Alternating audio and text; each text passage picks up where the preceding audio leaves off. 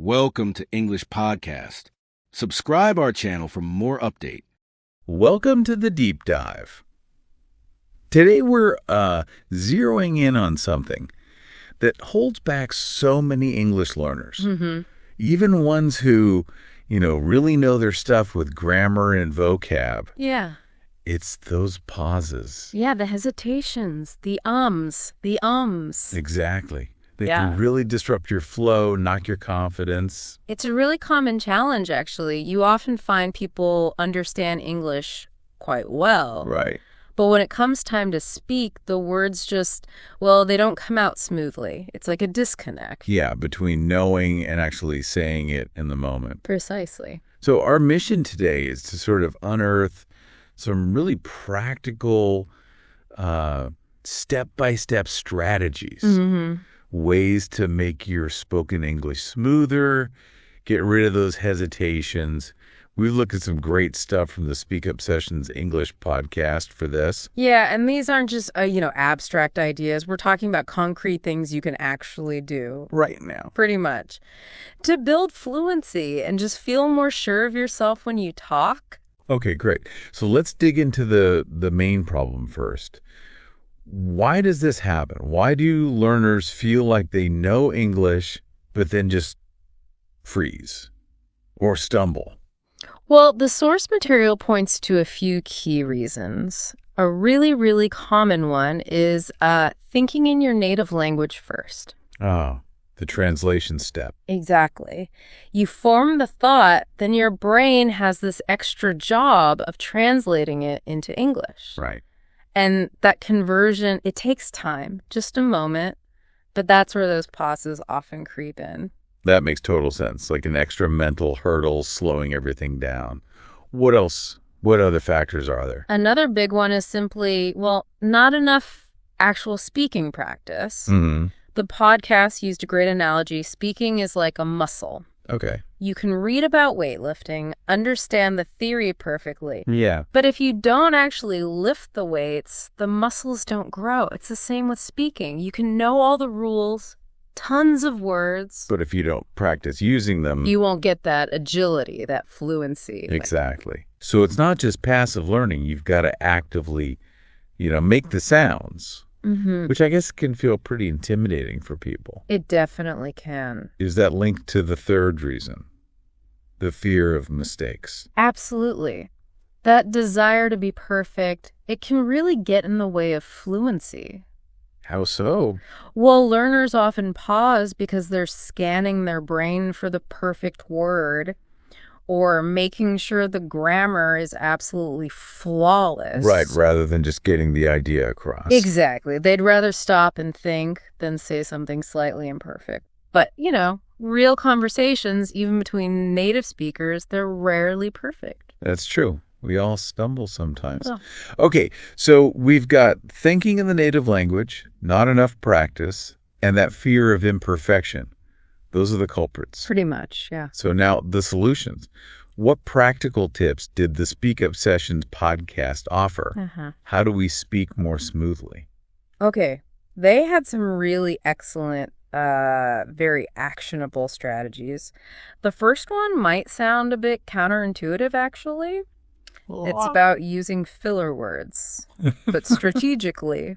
Fillers. You mean like and Aren't those the enemy? Well, yes and no. The podcast, you're a useful line here.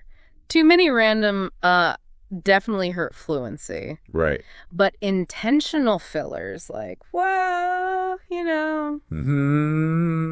see, actually, this can be helpful. Oh, okay.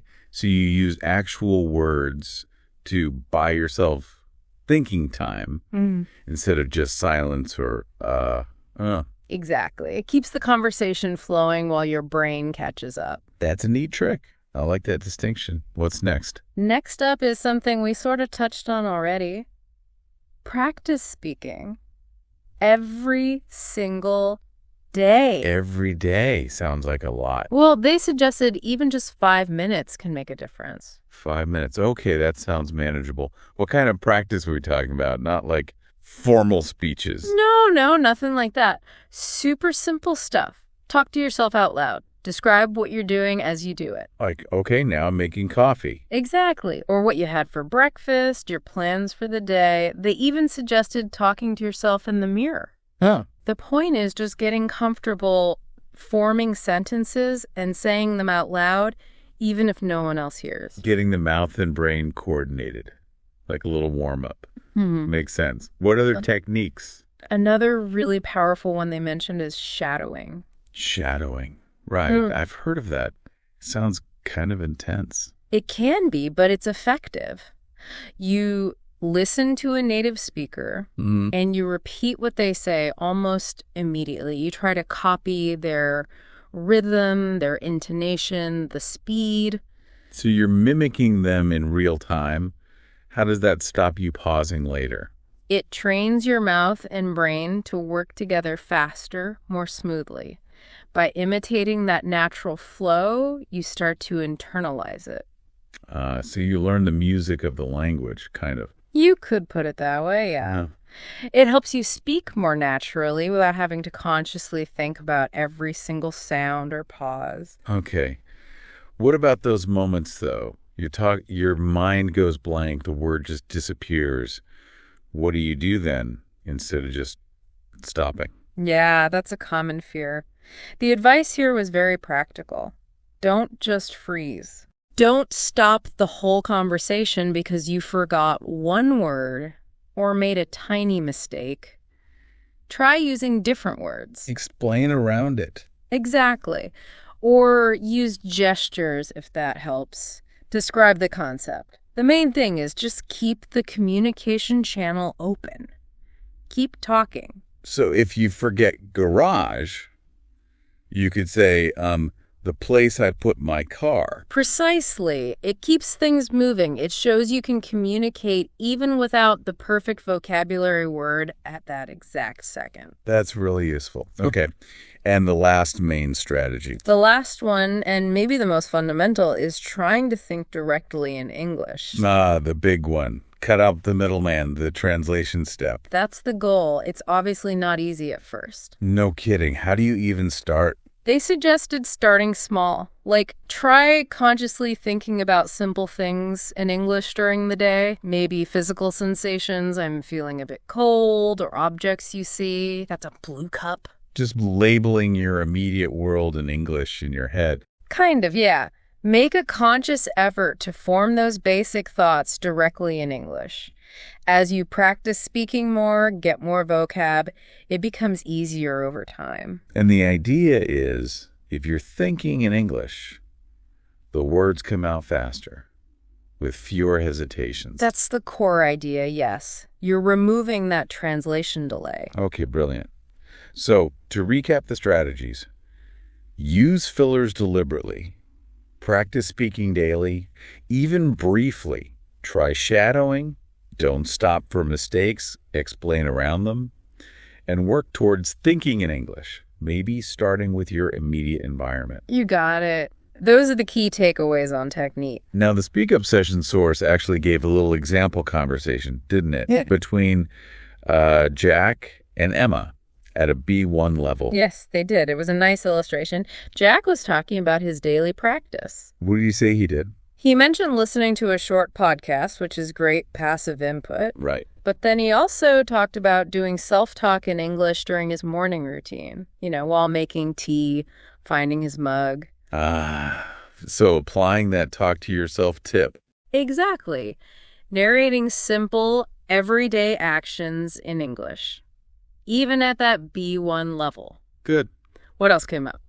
He also mentioned language exchange online, practicing with friends, helping them with Spanish, them helping him with English. So interactive practice too. Important. Very.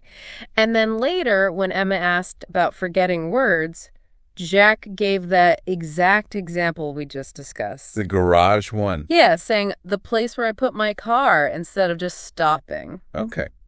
And the main point of sharing that little dialogue was what?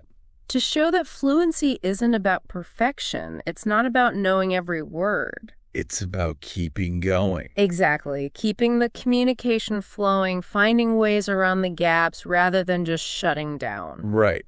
Okay. Now, the podcast didn't just talk about practice. They actually included exercises for the listener. They did, yeah. Some active speaking practice right then and there. Can we try those out now for you listening? Let's do it. First was simple repetition. We'll say a sentence, leave a short gap, and you repeat it aloud after us. Ready? Okay, first one.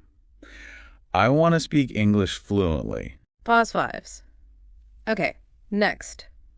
I can improve my English every day. Pause fives. And I don't need to be perfect. I just need to keep going. Pause fives. Great. Hopefully you repeated those. Now some questions to get you thinking and speaking in English.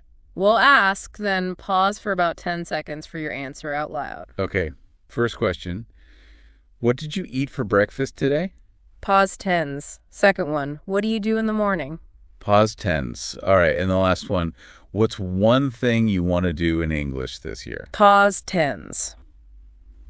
Excellent. And remember, the whole point is the more you actually do this, the more you speak. Even simple stuff like that. The more comfortable you get, the more confident you become. It builds over time. Definitely. So let's do a quick final wrap-up of the key strategies we pulled from the SpeakUp Sessions material for cutting down pauses. Okay. The big one seems to be prioritize speaking. Don't just study grammar books. Right. Practice speaking. Make it a daily habit, even just 5 minutes. Use simple language. Don't worry too much about small mistakes. Find ways around them. Keep talking. Use those filler words like, well, or let me think, when you need a second. Try shadowing native speakers to get the rhythm. And the big goal, try to think more directly in English, even starting with describing simple things around you. It really sounds like fluency is a habit you build. That's a great way to put it. It's not instant magic. It's consistent effort using these kinds of techniques. You train yourself to speak more smoothly, more confidently. And maybe the most important thing is be patient with yourself. Notice the small improvements. Every time you speak, even with pauses, you're practicing, you're getting closer. Yeah, absolutely. Okay, so here's a final thought for you to take away. Think about one specific situation where you know you tend to pause or hesitate a lot when speaking English. Maybe ordering coffee or talking in a meeting. Right. Now pick just one strategy we talked about today, maybe using a filler word on purpose, or planning how you describe a tricky word if you forgot it. And next time you're in that situation, actively try it. Just that one thing. See what happens. Notice if it helps you navigate that moment a bit more smoothly. You might actually surprise yourself with the progress you can make.